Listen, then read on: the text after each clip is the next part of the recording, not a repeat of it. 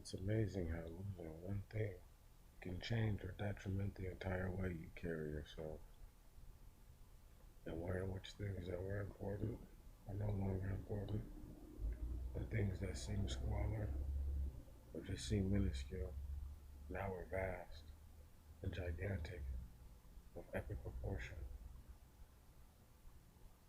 It's funny how you let go of things that you thought were really truly keeping you here, and they're not. One little thing, the real straw that breaks the camel's back.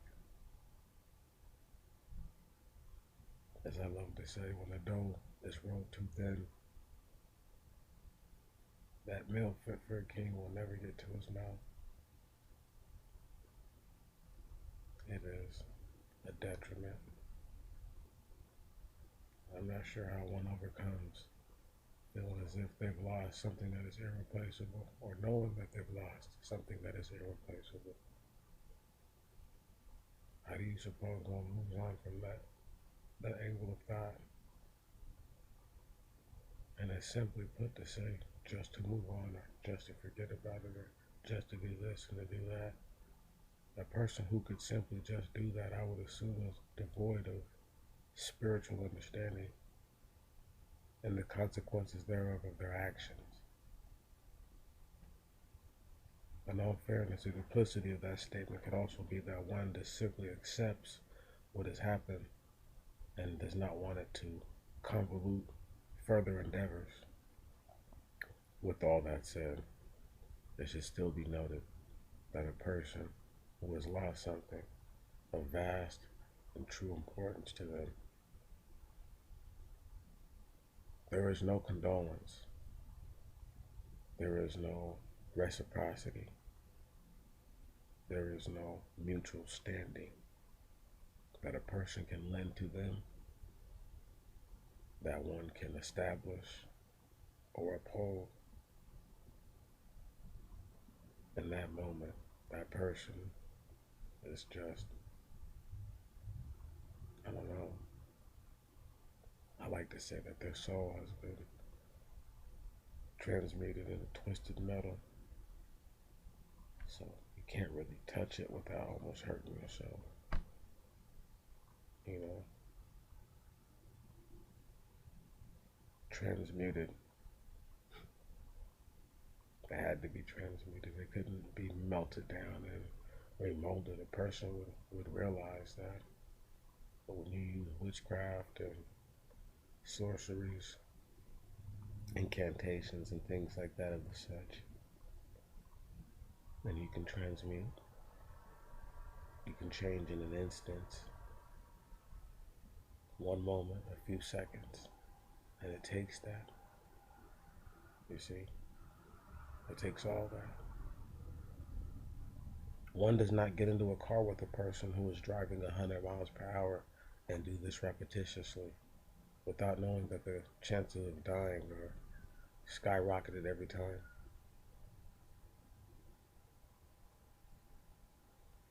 One does not go and eat a meal that they have been told by their doctor is ill-advised for their health and their diet's sake, without knowing that this could be what puts them into the ER or possibly kills them as well.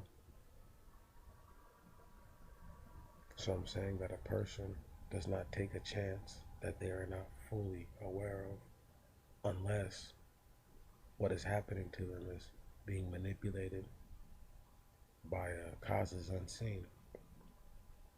Prime example, you meet a person and then they take you to dinner, or you take them to dinner, and now in their mind they have received kindness, or you have received kindness, and this is built upon or will build on what you believe this person is about and how they are established within themselves. But that not even be important. What be important is that you understand how you got here in the first place and how to get yourself out. What be more important is just knowing that if you acknowledge what's happening as it's happening, it doesn't have to happen to you. Once again, people have had their souls turned into twisted metal because they couldn't realize that the person was transmuting them. They were having a spell cast upon them. They didn't see that. So that way, in a single moment, in an instant, when things were changed, the spell would take its full effect. This is why a person has sex with another person repetitiously and does things for them that this person desires. Right on. And maybe both people have other sexual partners, but this is the one that makes them peak, so to speak. And when this person decides to leave, the sexual magic, all the all the things she's been doing will finally, or he will finally come to surface. But it's just one of those things where it might not even be sexual, it could be financial, it could be how they talk to you, it could be there's so many ways to transmute you. Once again, it could be through a sorcery or an incantation. Right on. Doesn't matter. It doesn't matter. You know, I don't think people understand, overstand, let alone grasp how serious it is. We have people out here now killing each other for the sake of bravado, and then in 10 or 15 years, if they've made it that long, they're now full blown stark crazy if they have any of their conscience still intact. They're stark crazy on two different fronts, either way. One, they don't care and they're a sociopath, straight homicidal, soulless demon. And then on the other side of it, you have a person who's so torn up by what they've done, they don't want society to punish them, yet they don't want to go unpunished. And this is when they come into the fruition that there is a God. Because only God could put you in a position where you thought you were powerful and you thought you had something. And then once he truly showed you what it was that you were dealing with, you felt like an ant versus a fucking mountain. And it dawned on you that I don't stand a chance. It's okay. A lot of people don't have the gusto or the courage, let alone the manhood, to admit to anything that I've said. You don't have to concur with it. And I don't have to get on here and talk about how bad white people, Asian people, Mexican or black people are, or the red peoples of the world, whatever. I don't have to get up here and bash their heads on rocks. People that are evil and tripe know that they're evil and tripe. A person that does conniving things, they know they're conniving. You would be surprised that they don't reckon anything to themselves to be a good thing. They know they're a bad person. Very rarely do you have a person who does evil things who is just totally oblivious. Most people just don't care in that moment, or they don't have the constitution, the integrity, right on, to stand up for themselves. They lost that ability a long time ago. So what you're seeing is people who have forewent, foregone, gave up, all out, handed over their what's the word I'm looking for? Their resistance. They have no resistance in their body. None. None. Natural resistance. Resistance of I need to see proof first. It's not a bad thing to want to see the proof. Show me the money is not a bad way to be about things. If you're talking about I need to see I need to be edified. I have to know what you're saying is real.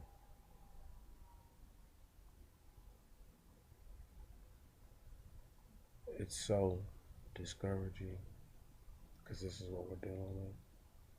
An entire class, caste, society of people who have chosen to give up on themselves after one endeavor does not go their way.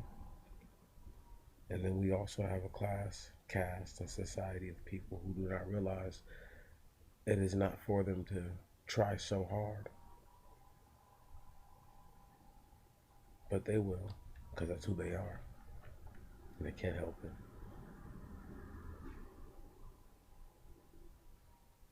I don't know what to say to you. It's gonna make you feel better. That you're a little.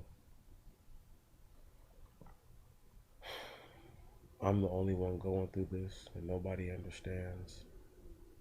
And forget the world and everyone type mentality and attitude. Get over yourself. There is nothing new under the sun.